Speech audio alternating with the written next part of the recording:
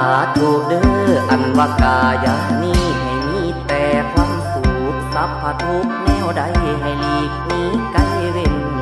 เข็นควงขันพุ้ยไผ่พญาทางยามากาความไว้ให้ไกลทางหางคิง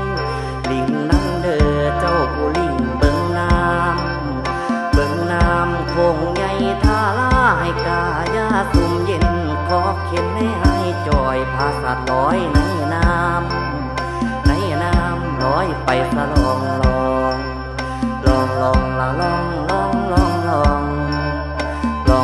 ละ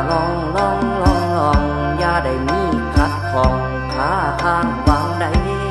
แสงเทียนไต